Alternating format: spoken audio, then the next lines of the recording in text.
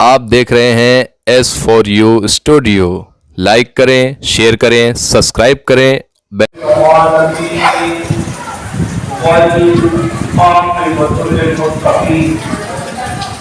والصلاة والسلام على سيد الأنبياء والمرسلين أما بعد فأعوذ بالله من الشيطان الرجيم ببركة بسم الله الرحمن الرحيم قل لا أسألكم عليه أجرا إلا المودة في القربى صدق الله العظيم. وقال رسول الله صلى الله عليه وسلم حسين مني وأنا من الحسين. صدق رسوله النبي الأمين المختار الكريم ونحن على ذلك لمن الشاهدين والشاكرين والحمد لله رب العالمين. حاضرین بد ممبر رسول ممبر حسین پر جلوہ کر حضرات علماء ذوی الاحترام بالخصوص محب الگرامی پیر طریقت قاری مولانا محمد شعیب فاروقی صاحب قبلہ مجلس العالی، محفل میں موجود محترم بزرگوں، نوجوان دوستوں، عزیز بچوں، پردے کے پیچھے بیٹھ کر سننے والی ہماری قوم کی مقدس ماؤں، بہنوں اور قوم کی پیاری بچیوں، السلام علیکم ورحمۃ اللہ وبرکاتہ. الصلاۃ والسلام علیک یا رسول اللہ، الصلاۃ والسلام علیک یا حبیب اللہ، الصلاۃ والسلام علیک یا نبی اللہ، الصلاۃ والسلام علیک یا نور اللہ،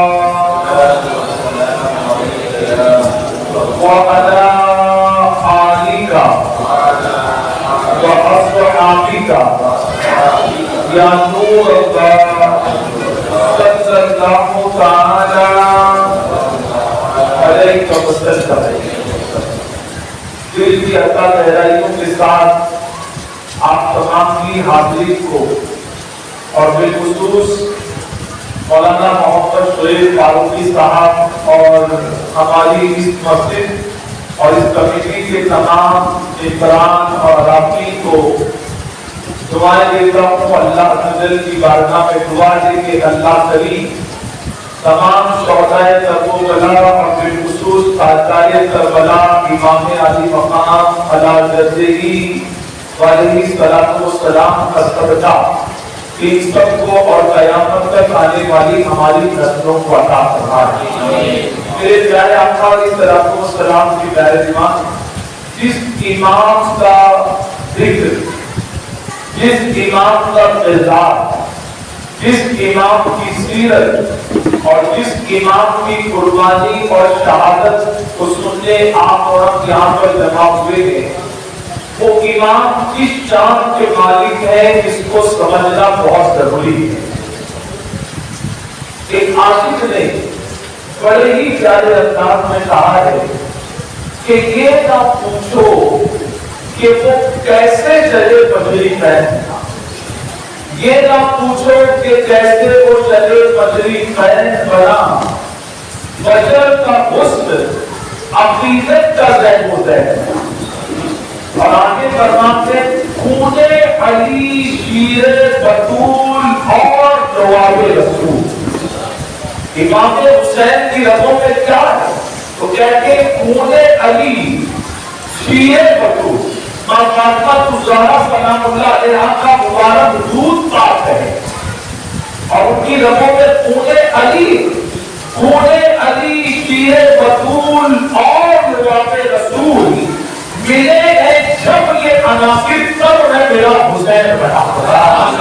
امام حسین کوئی یوں ہی نہیں بن جاتے، جن کی رفع کے شیر خدا مولا علی کا مبارک خون جن کی رگوں میں فاطمہ الزہرا سلام اللہ علیہا کا پاک دودھ ہو، اور جن کی رگوں میں ہمارے نبی کا وہ لعاب جس کے دہن پر ولی خدا بولا کرتی تھی، جب یہ مبارک نعمتیں ملتی ہیں تو اللہ ان نعمتوں کی برکت سے، ان عناصر کی برکت سے جس کو بناتا ہے دنیا اسے امام حسین کے نام سے یاد کیا کرتی ہے۔ سبحان اللہ۔ اور شب رسالت کے دوران شہدائے کربلا کے چاہنے والوں، آپ اور ہم یہاں پر آئے ہیں، کبھی کبھی مجھے حیرت بھی ہوتی، آپ کو بھی ہوتی ہو، گزشتہ 2 سال تک کورونا وائرس کی وجہ سے محرم شریف کے جیسے عید میلاد پاک کا جلوس نہیں نکلتا تھا، تو لوگ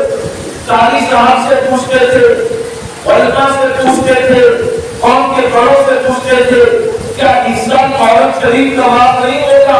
تو لوگ جواب دیتے تھے کہ پرمیشن کا بڑا معاملہ ہے، لوگ جمع نہیں ہو سکتے، اس لیے دشواری ہے، آن لائن یوٹیوب چینل کے ذریعے سے۔ لیکن بتائیے جب نہیں ہوتا تھا تو سب پوچھتے کیوں نہیں ہوتا، کب سے شروع ہوگا؟ اور جب ہونا شروع ہوا ہے تو کورونا وائرس چلا گیا، لیکن نفس کا وائرس کبھی بھی ہمارے ذہنوں کے اندر ہمارے کے لیے تیار نہیں ہو۔ یہ اس وجہ سے ہے کہ ہم نے بہت سستا سمجھ لیا ہے امام حسین کے ذکر۔ ارے جان دے کر مال تو بہت چھوٹی بات ہے، وقت تو بہت چھوٹی بات ہے، اگر جان دے کر بھی امام حسین کی غلامی کی سند مل جائے تو بھی یہ سودا بہت سستا سودا ہے کہ امام حسین کے غلامی کی سند جس کو مل جائے گی، میرا اللہ اسے دنیا نہیں بلکہ دونوں جہاں میں کامیابی عطا فرمائے۔ اور دنیا میں جتنے بھی کامیاب لوگ ہیں، تمام کامیاب لوگوں سے پوچھو تو وہ کہیں گے ہم کامیاب یوں ہی نہیں ہوئے، نبی سے محبت کی، ان کی آنکھ سے محبت کی، ان کے اصحاب سے محبت کی، ان کے غلاموں سے محبت کی، اور جب ان کا نورانی دستے شب تک ان کا نورانی رحمت بہت سایہ ہم پر آیا ہے تو اللہ نے کام کے ذروں کو بھی چمکتا مسجدار بننے کا ذرا بنایا۔ اور استاد زمن سے جو پوچھے اعلیٰ حضرت کے بھائی ہے نا، کیا فرماتے معمولی سمجھا ہے امام حسین کے ذکر کو؟ میرے آقا فرماتے ہیں جس نے حضور کی اہل بیت سے محبت کی، اہل بیت سے مراد حضور کے گھر والے، فیض پاک آنے والی نسل، حضور فرماتے ہیں جس نے ان سے محبت کی گویا کہ اس نے حضور سے محبت کی، اور جس نے حضور سے محبت کی وہ ایسا ہے کہ جس نے اللہ سے محبت کی۔ اور دوسرے مقام پر میرے آقا فرماتے ہیں اے اللہ یہ میری اہل بیت ہے جو ان سے محبت کرتا ہے، اے اللہ میں دعا کرتا ہوں تو بھی ان سے محبت کرنا۔ سبحان اللہ۔ تو ان سے محبت کرے گا، اور محبت کرنے والوں کی جو نشانی ہوتی ہے وہ جس سے محبت کرتے ہیں ان کے دل کو سننا، ان کے دلوں میں سکون کا ذریعہ ہوا کرتا۔ استاد زمن کہتے ہیں، استاد زمن کہ باغ جنت کے بہرے مدحانے اہل بیت، باغ جنت کے بہرے مدحانے اہل بیت، تم تو مدعا نار کا اے دشمنان اہل بیت۔ جو اہل بیت کے دشمن ہے وہ تو نار کے جہنم میں جلیں گے، لیکن ہم غلام، ہم اہل بیت کا ذکر کرنے والے، ان کی مرحمت کو سننے والے، یا حسین کا نعرہ لگانے والے، یا علی کہنے والے، شہدائے کربلا کے نام پر نیاز تقسیم کرنے والے، ان کے نام پر محفلیں سجانے والے، یہ کہیں اور نہیں ہوں گے بلکہ استاد زمن کو کہتے ہیں باغ جنت کے بہرے مدحانے اہل بیت، یعنی ان کی تعریف کرنے والے، ان کی تعریف سننے والے، یہ کہیں اور نہیں ہوں گے بلکہ اللہ کو ان کو جنت کے باغوں میں مقام عطا فرمائے گا۔ اور فرماتے ہیں کس زبان سے وہ بیان، کس زبان سے وہ بیان، اس کو سنانے اہل بیت۔ اہل بیت کی تعریف جو ہے یہ کس کی تعریف ہے؟ نبی کے گھر والوں کی تعریف، ماں فاطمہ کی تعریف، مولا علی کی تعریف، امام حسن اور ان کی قیامت تک جو نسل آنے والی ہے ان کی تعریف یہ انہی کی تعریف نہیں ہے بلکہ فرماتے ہیں اس زبان سے وہ بیان اس جو شانے اہل گئے ارے مذہب ہے مصطفیٰ ہے مذہب خانے اہل گئے کہ ان کی تعریف صرف ان کی تعریف نہیں ہے ان کی تعریف تو مصطفیٰ جان رحمت کی تعریف ہے اب کیا کہتے ہیں کس زبان سے ہو گیا ہماری زبان میں یہ طاقت ہے ہی نہیں کہ وہ اہل بیت کے ذکر کو بیان کرنے کا حق ادا کر سکتے اور جانتے ہو ہم لوگ گٹکا کھانے والے تمباکو کھانے والے اور بڑی معذرت کے ساتھ میں عام مسلمانوں کی بات نہیں کرتا جن کے سر پر ٹوپی کالی نہیں ہے ہماری قوم کی بےغیرتی کا حالت یہ ہے کہ سر پر ٹوپی ہو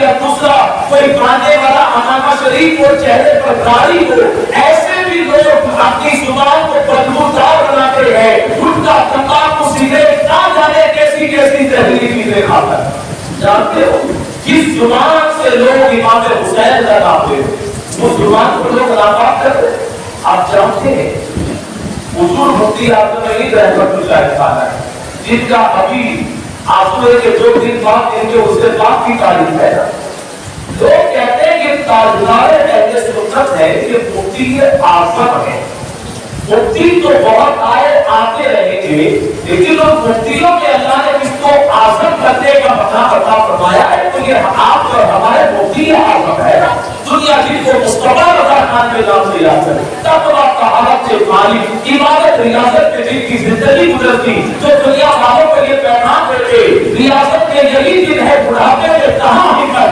جو کرتا ہے ابھی تک لوگ ہے نوری ابھی جوان ہو تقویٰ طہارت کے مالک تھے متقیوں کی فہرست کے آپ بہت اونچے مقام پر آتے ہیں آپ کے مرید تھے جو حضور مفتی اعظم سے بہت فیض لیا ہمیشہ اپنے پیر کا ذکر کرنے میں کرتے ایک دن اپنے دوست کے سامنے کہا کیا میرے پیر صاحب ہے بہت مستقل نبی سے بے پناہ محبت نبی کی سنت سے محبت نبی کی آنکھ سے محبت نبی کے اصحاب سے محبت ہر کام سنت کے مطابق شریعت کے پابند تقویٰ طہارت کے مالک ہے اس کا سوچ جو تھا وہ تھوڑا مذبذب جس کو کہتے ہیں دلدل عقیدے والا عام مسلمانوں کی زبان میں انسانوں کی زبان میں کہتے ہیں بلبلا کمزور عقیدے والا اور جن کا عقیدہ کمزور ہے کنفیوژن کا شکار ہے پان کے ڈلے پر بیٹھ کر چائے کی ہوٹل پر بیٹھ کر تمہارا کنفیوژن دور نہیں ہوگا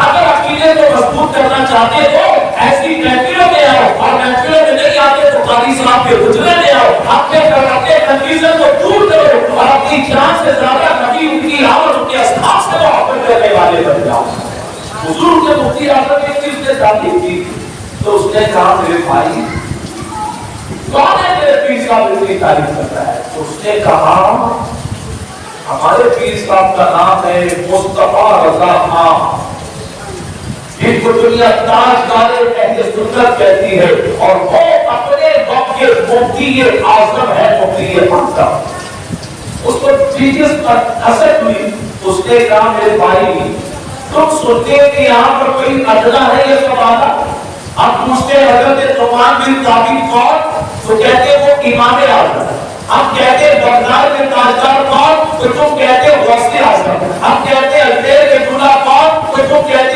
خواجہ اعظم ہم کہتے بریلی کے تاجدار کون تو تم کہتے مجدد اعظم ہم کہتے کچوچا کی سردار کون تو تم کہتے ہو مخدوم اعظم تم ہر کسی کو اعظم بناتے ہو اب مفتی صاحب کے بارے میں پوچھا تو کہتے وہ بھی مفتی اعظم تمہارے یہاں کوئی ادنا ہے کہ نہیں ہے اس نے کہا میرے بھائی ان سب کو یا مفتی اعظم کو ہم نے اعظم نہیں بنایا ان کو تو ان کے عقیدے نے تقویٰ طہارت نے ایسا کمال پیدا کیا کہ یہ اپنے وقت کے عظیم و اعظم کرتے ہوئے نظر آ رہے ہیں کہا اچھا اتنا دیر پیر صاحب نے کمال ہے اس نے کہا اب پکچر ذرا میں بھی دیکھتا ہوں اتنا اللہ نے ان کو علم بتا دیا تو انہوں نے سفر اسلام آباد چھاپا اور بریلی شریف پہنچے اور حضور مفتی اعظم علی تقویٰ طہارت کے مالک چہرہ نورانی اپنے کو اپنے غیر اس کی دیکھا پاک پر فدا ہو جایا کرتا.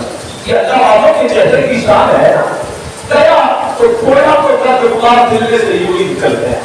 پوری جمیلہ اور کہا حضرت کے میرا دوست ہے, تھوڑا اس کا معاملہ ہے, یہ آپ سے کچھ پوچھنا چاہتا ہے. حضور مفتی اعظم علی سادہ لباس میں ہے, ٹوپی میں ہے, اطمینان سے بیٹھے, آنے والے آتے ہیں, مل کے چلے جاتے ہیں.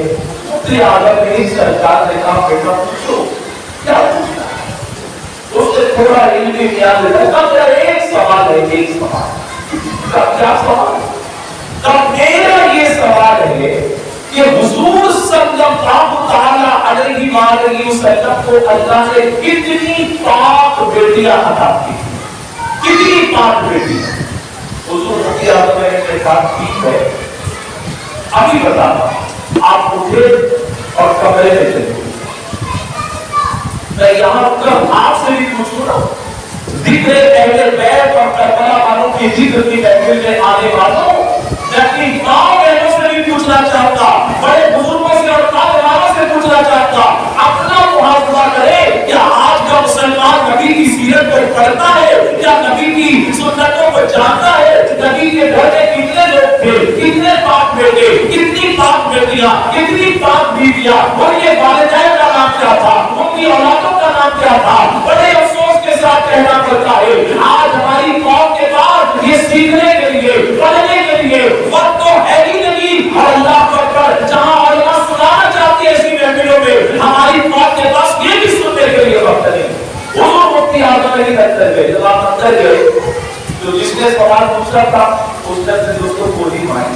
کیا بات چل رہا ہے, اتنے بڑے اتنے بڑے, ان کو تو حضور کی بیٹیوں کے نام بھی نہیں معلوم تھے, اندر کتاب میں سے پڑھنے کے لیے گئے. تو مرید تھا اس کا دوست نے کہا تم تو صحیح دیتا ہے, بدگمانی اچھی نہیں, بدگمانی حرام ہے. کسی کے تعلق سے ذرا سوچنا, ذرا رک تو صحیح. کچھ دیر گزری, میرے مفتی اعظم علی تشریف لا گئے تھے تو کپڑا پوچھنا تھا, ٹوپی شریف میں تھے, اب آئے ہیں تو سر پر عمامہ شریف ہے, نیا لباس ہے, اتنا مہنگا عطر لگائے ہوئے ہیں کہ آئے ہیں تو فضائیں معطر پڑی ہے. اور پرانی تاریخ کارت یہ بتا رہی تھی کہ تر و تازہ وضو کیے ہوئے ہے. پانی کے قطرے یوں معلوم ہوتے تھے کہ کسی نے مفتی اعظم علی کی تاریخ کارت میں جنت کے موتیوں کو پیو دیا گیا ہے. مفتی اعظم علی تشریف لاتے گئے اور فرماتے بیٹا تم نے ابھی ابھی کچھ دیر پہلے مجھ سے یہ سوال پوچھا تھا کہ میرے آقا صلی اللہ علیہ وسلم, اللہ کے حبیب حضرت مدینہ صلی اللہ علیہ وسلم کی کتنی پیاری پاک بیٹیاں تھی. تو بیٹا سن لے, اللہ نے اپنے حبیب کو 4 مقدس پاک بیٹیاں عطا فرمائی تھی. ان کا نام حضرت بی بی زینب ہے, بی بی رقیہ ہے, بی بی ام کلثوم ہے, اور بی بی فاطمہ الزہرا سلام اللہ علیہا رضوان اللہ تعالی اجمعین. یہ 4 بیٹیاں ہیں. کوئی تو حیرت ہوئی, اس نے کہا حضور مستقی ماں کو 2 سوال پوچھ لے. میرے مفتی اعظم علی نے فرمایا بیٹا پوچھو. تو حضور جگہ پر چل گئے. پہلا سوال تو یہ کہ میرے دوست نے کہا نام نہیں معلوم تھا, کتاب دیکھنے کے لیے گئے. تقریر اللہ رسالت اور اہل سنت ذکر شہدائے کربلا واجب ملت صاحب قبلہ. تو حضور اس نے کہا کہ آپ کو نام نہیں پتا تو آپ نام دیکھنے گئے. اور دوسری چیز آپ بیٹھ گئے تو آپ کا ڈریس, آپ کا لباس دوسرا تھا, ٹوپی پہنے ہوئے تھے. اب آئے ایک عمامہ شریف میں ایسا لگتا ہے تر و تازہ وضو کیے ہوئے ہے, اور یہ معلوم ہوتا ہے اللہ اکبر کہ کوئی قیمتی عطر لگائے ہیں. آپ مسکراتے فرماتے بیٹا سوال تمہیں 2 پوچھے ہیں, لیکن ایک ہی جواب میں مجھے 2 سوالوں کا جواب ملتا ہے. تم نے پوچھا کہ میں اندر گیا تھا کیا کتاب میں دیکھنے کے لیے, اور پہلے ڈریس دوسرا تھا, ابھی ڈریس دوسرا کیوں ہے. تو آپ فرماتے بیٹا بات اتنی ہے کہ جب کس نے مجھ سے اللہ کے حبیب کے پیٹ کی بیٹیوں کے بارے میں پوچھا, ان کے نام کے بارے میں پوچھا, میرے علم میں یہ بات تھی کہ کتنی بیٹیاں ہیں, ان کے نام کیا ہے, لیکن جانتا ہے میں نے جواب کیوں نہیں دیا. جواب اس لیے نہیں دیا کہ اس کو میرا وضو نہیں تھا, علم میں تو تھا, ذہن میں نام تھا. پہلے میں اندر گیا, میں نے تر و تازہ وضو کیا, سب کا عمامہ شریف باندھا, جبہ پہنا ہے, اللہ کو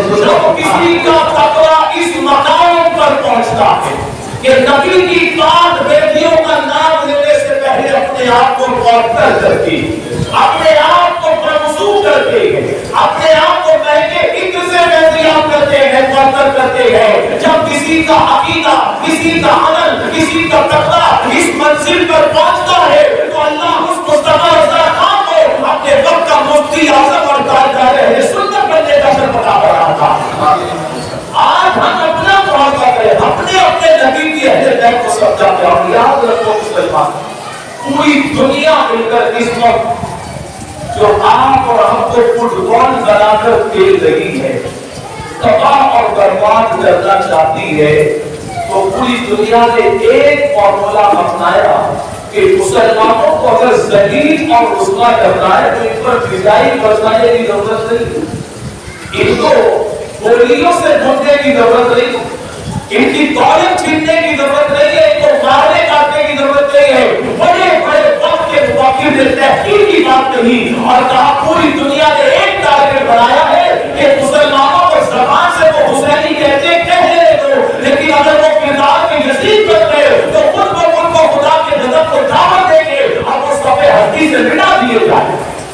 آج پوری دنیا دیکھ لیجیے ہمارے معاشرے کا آگے کیوں ہو رہا ہے، اور ہر وقت اپنے دور کا، اپنے گھر کا، اپنے معاشرے کا فکر مند مسلمان اپنے قوم کے بارے میں فکر کر رہا ہے کہ قوم بدلے گی کیسے، برائی کے راستے سے سیدھے راستہ آئے گی کیسے۔ تو جانتے ہو یہ جو آپ اور ہم سوچ رہے ہیں نا، اگر ہم نے اپنے نبی کی سیرت کو پڑھا ہوتا، حضور کے فرمان کو سنا ہوتا، تو آج قوم کس دانے پر نہیں پہنچتی۔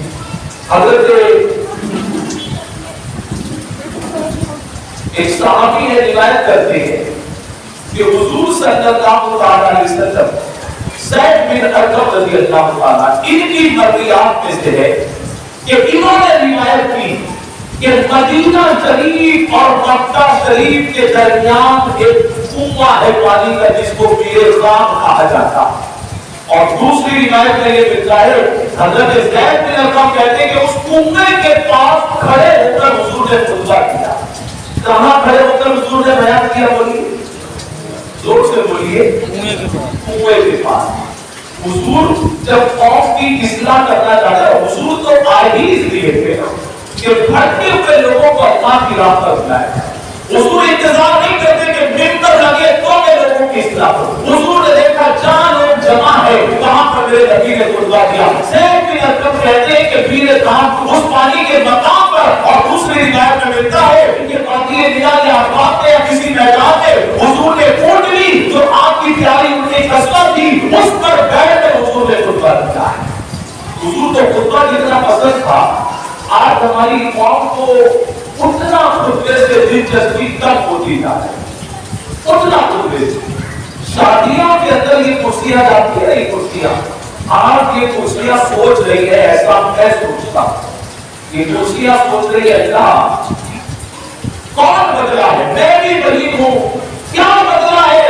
ایک وقت آتا ہے میرے اوپر ایک بیٹھا ہوتا ہے، پیچھے ہاتھ رکھ کر ایک کھڑا ہوتا ہے، اور آج بیٹھی ہوں تو انتظار کر رہی ہوں کوئی آ کر بیٹھے، کرایہ بھی اتنا ہے، سب کچھ اتنا ہے، کیا بدلا؟ تو بدلی صرف محفل ہے، شادی کی محفل میں ایک مسلمان اوپر اور دوسرا پیچھے ہاتھ رکھ کر بیٹھا ہوتا ہے کھانے پینے کی محفل میں، اور دیگر پاک کی محفل ہے تو کرسی بھی پریشان ہے۔ اللہ کیا بدل گیا؟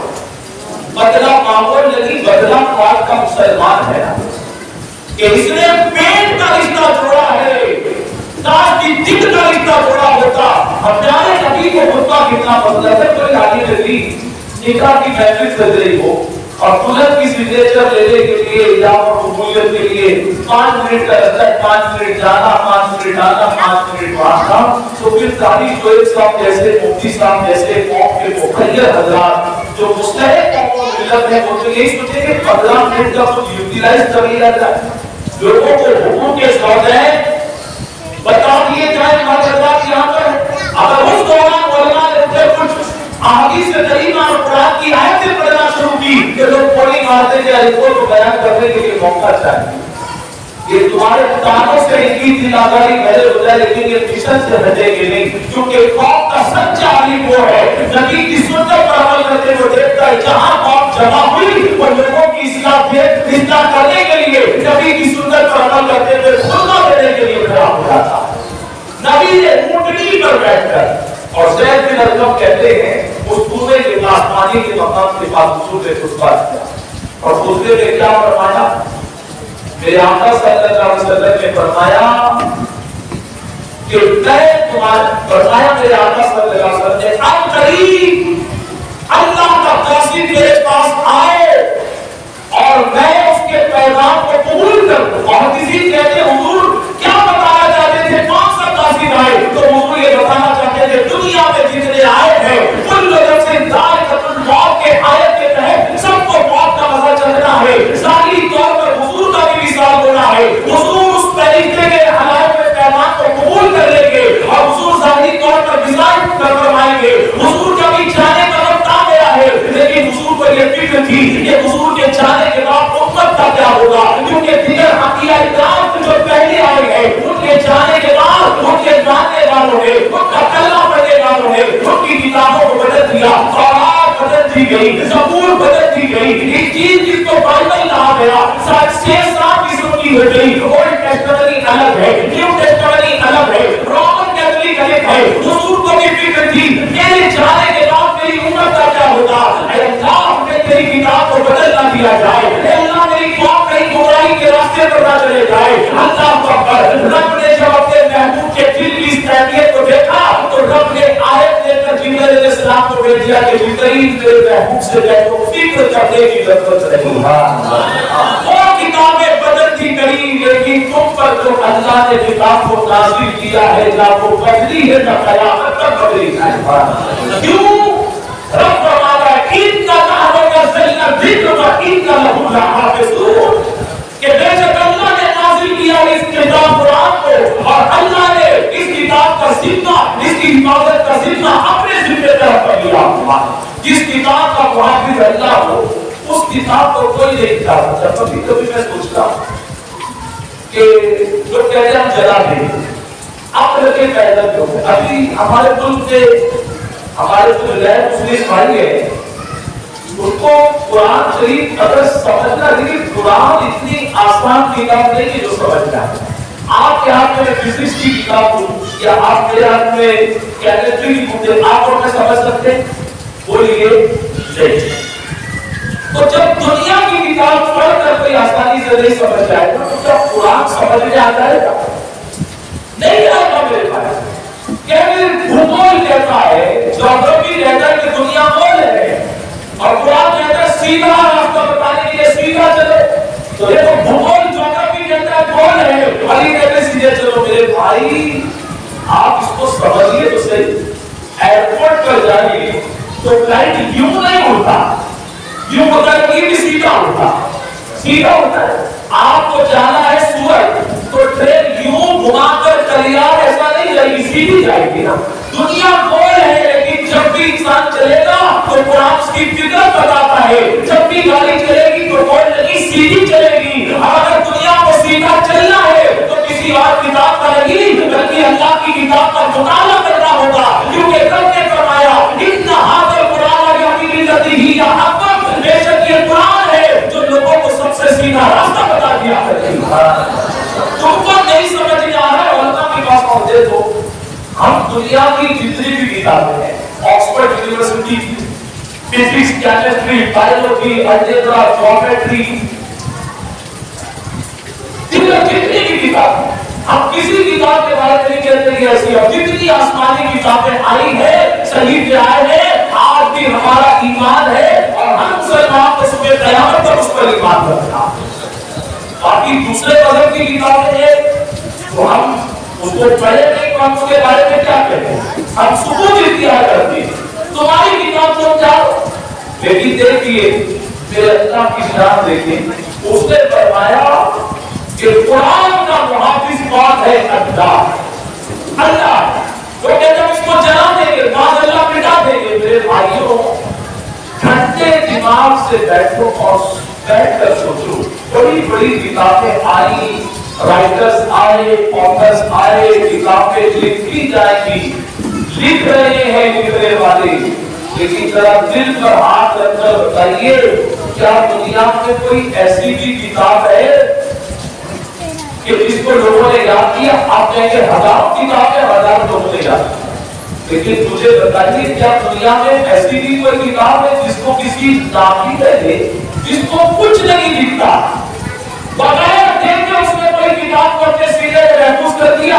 تو آپ کہیں گے دوسری کتابوں کا کے تعلق سے آج تک نہیں سنا، لیکن قرآن کی اس جان کو دیکھا ہے جس کو کچھ نہیں لکھتا ہے۔ اللہ نے ایسے لاکھوں حافظ قرآن ہے جو نابینا ہے، لیکن میرے اللہ نے ان کے سینوں میں قرآن کو محفوظ کروا دیا۔ کوئی کتاب دنیا کی یاد نہیں ہے۔ آپ ذرا مجھے حدیثی کو یاد ہوگی تو ایسی یاد نہیں ہوگی جیسے اللہ نے ان حافظوں کو قرآن یاد کرایا۔ حضور جان رہے تھے کہ اب قرآن نہیں ملے گا سورے قیامت تک، اللہ اس کا حافظ ہے۔ اسی لیے حضور نے فرمایا میں تمہارے درمیان تو وزنی چیزیں چھوڑے جا رہا ہوں، بھاری چیزیں۔ اور اے مسلمانوں، بھائیتر میں رہنے والوں، یو پی جھارکھنڈ بہار سے جو ممبئی میں آ کر بسے ہوئے ہیں، اگر چاہتے ہیں کہ تمہاری نسلیں اور تم گمراہ نہیں ہو تو حضور کے اس فرمان کو اپنے دل میں بٹھاؤ اور مضبوطی سے تھام لو، کیونکہ میرے آقا نے فرمایا جو ان کو مضبوطی سے پکڑے گا، اور محدثین فرماتے ہیں اللہ تعالیٰ فی نور زبرین، اتنی مضبوطی سے پکڑنا کہ شیر نے شکار کو جبڑے میں پکڑ لیا تو شکار کو کوئی نہیں چھڑا سکتا، تم بھی اتنی مضبوطی سے پکڑنا کہ دنیا بگاڑنا چاہے، چھڑانا چاہے، تمہاری جان تو چلی جائے لیکن چھوٹوں نعمتوں کو ہاتھ سے کرنا چھڑا دیتا ہے۔ اور حضور نے فرمایا دو وزنی چیزیں، بھاری پاورفل اسٹرانگ چیز۔ ہمارا ایمان ہے اگر کوئی ترازو کے دو پلڑے رکھتے ہیں، ایک میں پوری دنیا جس میں پہاڑ بھی ہے، سمندر بھی، سب کچھ لا کر رکھتے ہیں، اور دوسرا حضور نے جو نعمتوں کا ذکر کیا اس کو ایک پلڑے میں رکھتے ہیں۔ پوری دنیا تو ہلکی ہو سکتی ہے لیکن یہ دونوں وزنی چیزیں وزن ہی رہنے والی ہیں، کیونکہ ہمارے نبی نے کہا ہے وزنی چیزیں۔ صحابہ نے عرض کیا حضور کو کون سی بھاری وزنی چیزیں ہیں جس کو ہم پکڑے تو گمراہ نہیں؟ یزید کیوں گمراہ ہو گیا؟ مروان کیوں گمراہ ہو گیا؟ عبید اللہ بن زیاد ظالم زیاد ہے کیوں گمراہ ہو گیا؟ شبل لعین کیوں گمراہ ہو گیا؟ عمرو بن صاحب کیوں گمراہ ہو گیا؟ یہ جتنے گمراہ کر تھے، یہ جتنے گمراہ لوگ تھے، ان کے ہاتھوں سے نبی کی آن کا دعوت چھوٹ گیا، دنیا کی لعنت نے کو برباد کر دیا، صبح قیامت تک لوگ ان پر لعنت بھیجنے والی۔ حضور سے پوچھا گیا حضور کون سی دو نعمتیں ہیں تو ہم پکڑ لیں تو کبھی گمراہ نہیں۔ حضور نے بتایا ایک ہے اللہ کی کتاب قرآن، جس کے صرف ہدایت اور نور کا خزانہ تھا۔ اللہ نے کتنے ہاتھ دیے؟ زور سے بولیے۔ میں جانتا ہوں مغل شریف میں سب کے دو ہاتھ ہیں، بھائی تک سب کے دو ہی ہے نا، کتنے ہاتھ سے بولیے؟ دو ہاتھ ہیں۔ اور حضور نے نعمتیں کتنی عطا کی؟ وزنی چیزیں دو، مضبوطی سے ان دونوں نعمتوں کو پکڑنا ہے۔ ایک ہے قرآن، دوسرا حضور دوسری چیز کیا ہے؟ تو میرے آقا صلی اللہ علیہ وسلم نے فرمایا دوسری ہے حضور کی عزت، حضور کی اہلیت ہے۔ جو ان کو پکڑے گا، قرآن کو پکڑے گا، وہ کبھی گمراہ نہیں ہوگا۔ اچھا قرآن تو باقی رہنے والا ہے، قرآن اتنی طاقتور کتاب ہے، سورۃ الحشر پڑھے تو اللہ فرماتا ہے لو انزلنا هذا القرآن على جبل لرأيته خاشعا متصدعا من خشية الله۔ اللہ اگر پہاڑوں پر قرآن کو اتارتا تو لوگ کہتے پہاڑ ہلتا ہلتا ہو جاتا۔ اتنی پاورفل کتاب قرآن ہے کہ دنیا کے کسی جبل ماؤنٹن پہاڑ میں بھی طاقت نہیں کہ وہ قرآن کے اترنے کی طاقت کرتا ہے۔ قرآن تو طاقتور ہے لیکن نبی کی اہلیت ہے، حضور نے فرمایا یہ بھی بس نہیں بھاری چیز ہے، یہ بھی اتنی طاقتور ہے۔ تو میرے امام حسین نے کربلا کے میدان میں بتایا کہ 72 نفوس مسیحیان کی مبارک لاشیں پڑی ہوئی ہیں، حضرت عباس علم کے بازو کٹے ہوئے ہیں، حضرت امام علی اصغر کے حلقوں پر تیر لگا ہوا ہے، امام علی اصغر کی جوانی لٹ چکی ہے، قاسم بن حسن بھی شہید ہو چکے ہیں، یہ سارے نفوس مسیحیان شہید ہو گئے، اور میرے امام کے جسم پر 72 ضرب لگے ہوئے ہیں، لیکن 22,000 کا لشکر مل کر بھی امام حسین کے قدموں کو نہیں گرا سکا۔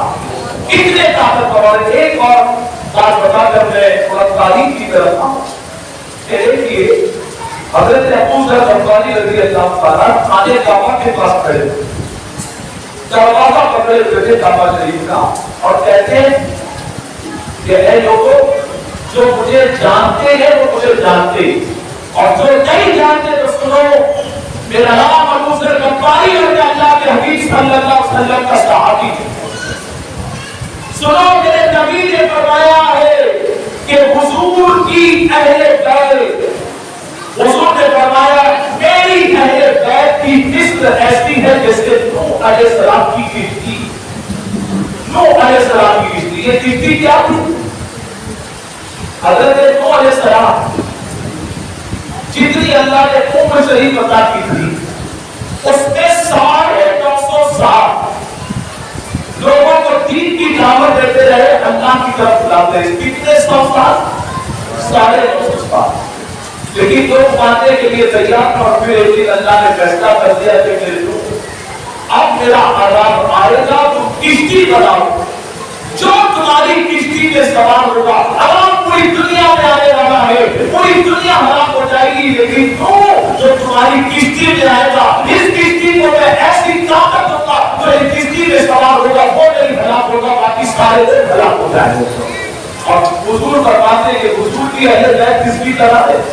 اس طاقتور کشتی کی طرح۔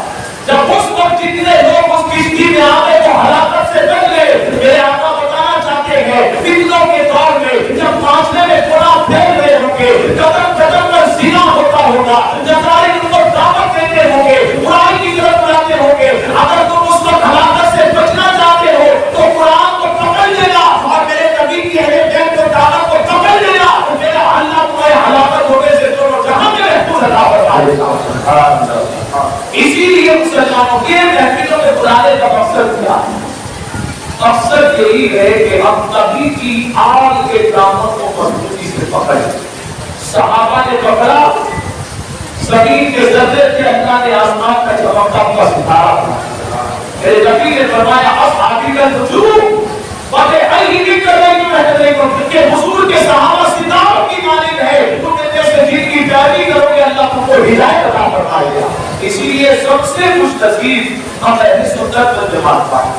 قرآن بھی نہیں چھوٹ رہا، نبی کی اہل بیت کا نام بھی نہیں چھوٹ رہا ہے۔ حضور نے فرمایا حضور کی اہل بیت کشتی کی طرح ہے، جب کشتی چلتی ہے آج تو گوگل میپ میں کہیں جانا ہے، میپ میں لکھو تو راستہ بتاتا ہے، لیکن کشتی والے کیسے تلاش کرتے ہیں کہ کس طرف کون سا ملک ہے؟ تو حضور کی اہل بیت کشتی ہے، لیکن کشتی میں سوار ہونے والے تاروں کو دیکھ کر راستہ طے کرتے تھے۔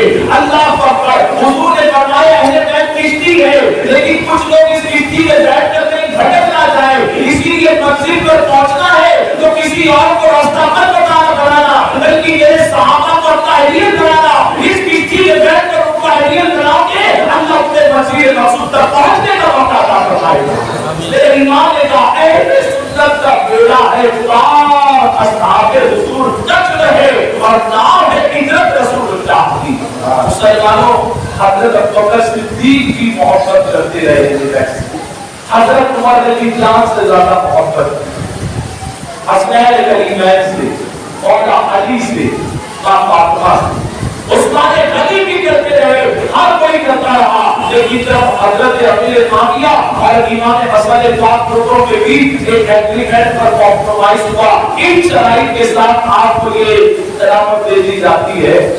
جب 19 سال ہوا حضرت امیر معاویہ تب یہ سب قریب تھی، یزید جو ہے یہ کس کا بیٹا؟ کس کا بیٹا؟ ہماری قوم کا حال یہ ہے کہ ہم تقریروں میں بھی آ کر موبائل پر لگے ہوتے ہیں، فون آیا تو تقریر کو میں چھوڑ دو، جاؤ کروڑوں اربوں روپے کا نقصان ہو جائے گا، لیکن کسی کے گھر میں کوئی بیمار ہے اچانک فون آیا تو کچھ جا سکتے ہیں، لیکن آدھی ادھوری بات ابھی بھی کچھ لوگوں کو لگتا ہے کہ پانی کے لیے جنگ تھی، پاک اللہ تخت و تاج کے لیے جنگ تھی، خلافت کے لیے جنگ تھی۔ یہ سب کیوں ہے؟ یہ سب اس لیے ہے کہ امت مسلمہ جو درد قوم کا دین کا اپنے دل میں رکھنا چاہیے، ہماری قوم نہیں رکھتی۔ جب حضرت امیر معاویہ کا ارتداد ہوا، وصال ہوا، تو یزید جو ہے اپنے والد یزید کس کا بیٹا تھا، کس کے ہاتھ میں امام حسین ہاتھ نہیں دے رہے، مسجد کے امام کا نہیں، موسیقی صاحب کا نہیں، وقت کے مفتی صاحب کا نہیں، شہر کے قاضی صاحب کا نہیں، بلکہ وقت کے مقدس صحابی کا بیٹا، صحابی کے بیٹے کی بیعت نہیں قبول کر رہے ہیں۔ وجہ کیا؟ یزید جبل تک پر گڑ گیا اور اس نے بیعت کی سب سے پہلا کام یہ کیا کہ مدینہ شریف کے دارالعمارت تھے، اس وقت جو ولی تھے، جو گورنر تھے، ان کے پاس پیغام بھیجا کہ کچھ بھی ہو جائے فوراً امام حسین کو بلاؤ۔ یزید نے تو یہ جملہ نہیں کہا کہ امام، اس نے تو ڈائریکٹ نام کیا، لیکن ہم اپنے امام کی شان میں یہ جملہ سننا اور کہنا پسند نہیں کرتے۔ قانون کو بلاؤ اور ان کی پیروی کرو۔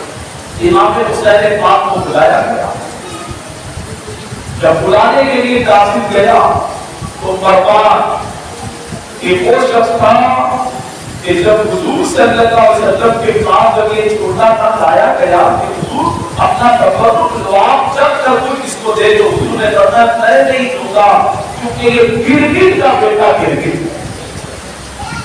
حضور کی نظروں نے اس وقت دیکھ لیا کہ مروان جیسا ظالم حضور کے نواسے کے ساتھ کیا سلوک کرنے والا، حضور نے فرمایا گرگٹ ہے، اور اس نے اپنا رنگ اور روپ دکھایا جب یزید جبر جو ہے مسلمانوں کا لیڈر بننا چاہتا، اس نے کہا قریب سے کہ تو کسی بھی قیمت پر امام حسین کو کہے کہ وہ بیعت کرے، اور اس وقت کہاں امام حسین نہیں، بڑے بڑے مقدس صحابی حضرت عبداللہ بن زبیر، عبداللہ بن عمر رضی اللہ تعالیٰ عنہ، ایسے بڑے بڑے مقدس صحابی تھے، یزید تھے کہ یزید کی نظروں میں بھٹک رہے تھے، لیکن ان سب میں سب سے اعلیٰ مقام تو امام کا ہے نا، سب کی شان اپنی جگہ۔ لوگ کہتے ہیں آج کا غیر مقلد پریشان ہے، خارجی پریشان ہے، اتنے بڑے بڑے صحابی میں بھی امام حسین کیوں شہید ہوئے، یا یہ صحابہ کو ٹھیک نہیں معلوم تھا؟ میرے بھائی سمجھانے کے لیے کہ اللہ نہ کرے کسی کا ایکسیڈنٹ ہو جائے یا بیمار ہو جائے، آپریشن ہے اور ڈاکٹر کہتا ہے کہ ہم خون کی ضرورت ہے، پورے گھر والے آگے بڑھ کر آ جاتے ہیں کہ پیشنٹ کو میرا خون، تو ڈاکٹر کہے گا ہر کسی کا خون نہیں لیا جا سکتا، پہلے دیکھنا پڑے گا میچ کس کا ہوتا۔ آپ کہتے ہیں یقین ہے عبداللہ ابن زبیر تھے، عبداللہ ابن عمر رضی اللہ تعالیٰ عنہ تھے، حضرت رضی اللہ تعالیٰ عنہ تھے، عبداللہ ابن عباس تھے، بے شمار صحابی تھے، لیکن اللہ بتانا چاہتا تھا اللہ نے دین کے لیے اس وقت ہر کسی کا خون نہیں میچ ہونے والا ہے، اگر کسی کا میچ ہونے والا تھا تو امام حسین اور ان کے گھر والوں کا خون میچ ہونے والا تھا، اسی لیے اللہ نے ان کو پسند کیا، کہا کہ تم بیعت قبول کر لو۔ امام حسین نے کہا میں ایک پلید کی فاسق اور فاجر تاریخ کو پڑھے کہ یزید کے اندر ایسا کیا تھا کہ امام حسین اس کو لیڈر نہیں تصدیق کر رہا ہے۔ امام حسین کا پورا خاندان بتا رہا ہے، مولا علی بتا رہے ہیں، مولا حسن بتا رہے ہیں، مولا حسین پاک بتا رہے ہیں، جب خلیفہ حضرت ابوبکر صدیق جیسے ہو، حضرت عمر جیسے ہو، حضرت عثمان جیسے ہو، ہم سب تصدیق کر لیں گے، لیکن اس کی بیعت کو نہیں قبول کریں گے، اس کو ووٹ نہیں دیں گے۔ اور پھر رزلٹ یہ نکلا کہ آدھی رات میں امام کو بلایا گیا اور امام نے کہا حسین اس کی بیعت نہیں قبول کرتے، اور پھر حالات ایسے بنائے گئے کہ امام حسین جہاں پر جن کی ولادت ہوتی ہے شعبان المعظم میں غالباً 4 ہجری میں، تو مدینہ رسول میں ہوتی، مدینہ شریف میں ہوتی، جس کا بچپن جس کی جوانی پوری مدینہ شریف میں گزر رہی ہے، وہ امام حسین کو وقت آتا ہے کہ مدینہ شریف سے ہجرت کر کر مکہ جانا پڑتا ہے۔ مسلمانوں ابھی حجاج کرام آئے ہیں جو نہ کبھی جلدی نماز پڑھتا تھا، نہ کبھی جلدی تلاوت کرتا تھا، اس سے بھی آپ پوچھیں نا کہ مدینہ شریف سے آتے وقت کیسا محسوس تھا؟ اگرچہ وہ بے نمازی تھا، نماز نہیں پڑھتا تھا ہندوستان میں، لیکن وہ کہے گا آتے وقت سے ایسا لگ رہا تھا کہ جان چلی جائے لیکن حضور کا روضہ نہ چھوٹے، حضور کا مدینہ مجھ سے نہ چھوٹے۔ نے دیکھا بڑے بڑے گنہگار باقی بھی جب مدینہ شریف سے آتے تو سسکیاں لے کر کہ اللہ کے شہر مجھ سے چھوٹ رہا، ارے ہمارے جیسا میرے جیسا گنہگار اتنی محبت کرتا ہے. تو جو امام جن کی ولادت سے لے کر اللہ اکبر 56 سالہ امام حسین جن کی جوانی پوری وہاں پر اس وقت گزری تھی, وہ امام مدینہ چھوڑ کر جائے. جس طرح امام بتانا چاہتے ہیں مدینے کی عظمت کو کون فراموش کر سکتا, لیکن جب نانا کے دین کی باری آئی تھی تو حسین مدینہ بھی چھوڑا اور پھر مکہ شریف گئے. تو یہ جو صوفی لوگ تھے جنہوں نے 150 لیٹر امام حسین کے پاس تھے, یا امام خبر ملی ہے کہ حضرت امیر معاویہ کا وصال ہو گیا اور یزید جو زانی ہے, جواری ہے, شرابی ہے, نقاشوں کا ناچ دیکھتا ہے, بچوں کا کھیل کود دیکھتا ہے, وہ ہمارا لیڈر بننا چاہتا ہے. اے امام, ہم اس کی لیڈرشپ نہیں, ہمارا خلیفہ تو آپ جیسا ہوگا, ہمارا خلیفہ تو نبی کے نواسے جیسا ہوگا, ہم اس کی لیڈرشپ کو نہیں قبول کریں گے. امام آپ کوفہ جائیں, اللہ پر آپ کوفہ جائیں, خط بھیجے گئے. لیکن وہ صحابہ کرام جنہوں نے امام حسین کی ولادت سے لے کر شہادت کے سچے سنے, نشانیاں ساری آ رہی تھی کہ حالات ایسے بنے گے کہ نبی کے مقدس کہاں سے امام حسین کرنا چاہے. لیکن جو امام حسین اور اہل بیت سے محبت کرتی تھی انہوں نے بہت گہری گزاری کی کہ آپ بتا چاہیں. امام حسین نے کہا کہ اگر میں نہیں گیا تو کل یہ سارے مومن قیامت کے دن اللہ کہیں گے اللہ ہم نے یزید کو لیڈر اس لیے مان لیا کہ حسین نے ہماری دعوت کو نہیں قبول کیا. اللہ اکبر. ایمان فرماتے ہیں اللہ کو کیا جواب ہوگا, جان جاتی ہے چلی جائے لیکن میں مومن کا سفر کروں گا. اسی لیے کہنے والے نے کیا کہا, حسین جب کربلا میں نہ شہید ہوتے تو آج گھر گھر لوگ یزید ہوتے, آج گھر گھر لوگ یزید ہوتے, آج گھر کے لوگ یزید کے کردار کو نہیں اپنا رہے جس گھر میں. یہ صدقہ ہے امام حسین کی قربانی کا. لوگوں نے مشورہ دیا کہ آپ بتا ہے, آپ اپنا نائب نمائندہ بنا کر کسی کو بھیجیں. تو حضرت مسلم بن عقیل رضی اللہ تعالیٰ عنہ کو کربلا بھیجا گیا. آپ کے ساتھ آپ کے 2 پیارے بیٹے حضرت محمد اور حضرت اسحاق رضی اللہ تعالیٰ عنہ یہ بھی گئے. اونٹے والوں میں گرگٹ کی طرح طرف بدلنا. آج کچھ لوگ چھاتی پیٹ کر کہتے ہیں ہم نہیں تھے. میں آپ سے ایک بات پوچھتا ہوں, میں یہاں پر آؤں یا کوئی شخص نہیں تھا, میں نے نہیں کہا اس سے پوچھا بھی نہیں کسی نے تو تھا کہ نہیں تھا, پھر کہ تو کہہ رہا ہے میں نہیں تھا. ہم تو کہتے ہیں اللہ ہم اس وقت کیوں نہیں تھے, ہم چھاتی ٹھوک کر کہتے ہیں اللہ اگر تو اس وقت پیدا کرتا ہم ہوتے تو دنیا دیکھتی. ہم امام اہل بیت کے خاندان والوں سے پہلے جا کر کربلا کے میدان میں امام حسین کے نام پر اپنی گردن کو کٹا دیا کرتے. ہم چھاتی پیٹنے والے لوگ ہیں, ٹھوک کر کہنے والے لوگ ہیں کیا حسینی ہے. ارے تجھ سے پوچھا کس نے بھائی کہ تو نہیں تھا. آپ کبھی بھی کہتے پولیس چور کو پکڑ کر لے کے جاتی ہے تو چور پولیس کو ایک ہی بات کہتا ہے کہ صاف صاف ہے گناہگار نہیں تھا. لیکن ہوتا کون ہے, وہی تو 5 لوگ تھے جنہوں نے امام حسین کو دعوت دی.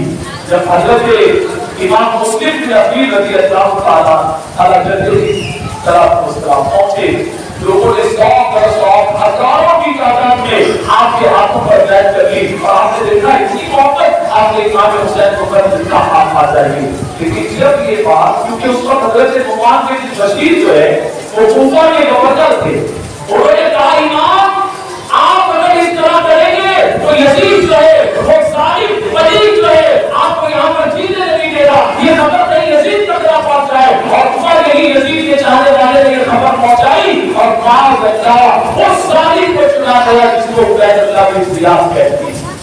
اس کو بھیجا گیا اور پھر اس نے وہ ماحول بنایا کہ حضرت مسلم بن عقیل شہید لوگ کیسے شہید ہوئے, ان کے بچے کیسے شہید ہوئے, یہ آپ کے سامنے انشاءاللہ میرے پاس وقت کے ایک اور بڑے جریدے آنے کی عالمین اہل سنت والجماعت ہماری امت کے سورج آپ کے سامنے آئے گے. لیکن ایک بات بتانا چاہتا ہوں, حضرت مسلم بن عقیل کے اوپر جب حملہ کیا گیا نا تو ظالموں نے پتھر برسائے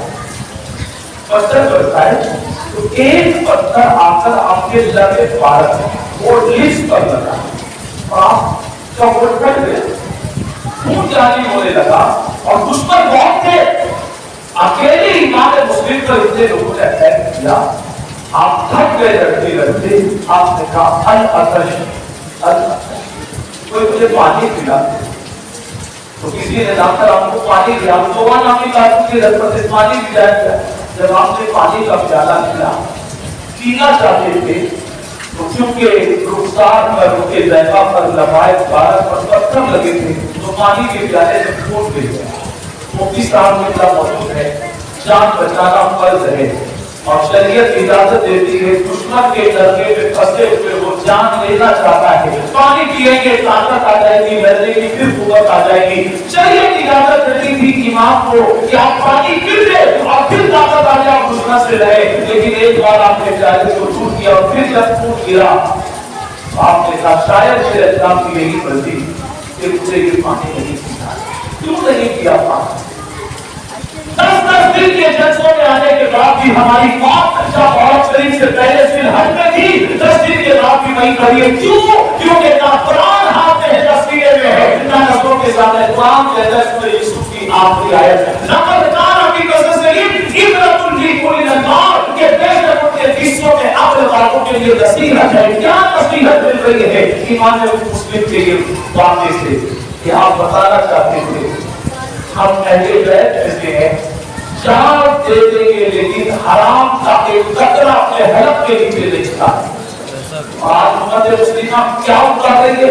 سود کا پیسہ ہے اتار، لوٹا ہوا پیسہ ہے، کسی کو دھوکہ دے کر کمایا ہوا پیسہ ہے اتار لو۔ میں نے اسی لیے کہا کہ دنیا اب کو زبانی حسینی اور کتاب یزید بنانا چاہتی ہے۔ اگر سچے حسینی ہو، اے سنی مسلمانوں، اے حسینی مسلمانوں، صرف زبان میں نہیں بلکہ کردار میں حسینی بنو۔ جس دن ہماری قوم حسینی بن گئی، ارے دنیا وہ دنیا ہے، اللہ ہمیں دونوں جہاں میں کامیاب عطا فرمائے۔ اللہ ہم سب کو کہنے سننے سے زیادہ عمل کی توفیق عطا فرمائے۔ مجھے یہاں سے ایک جگہ اور پہنچنا ہے۔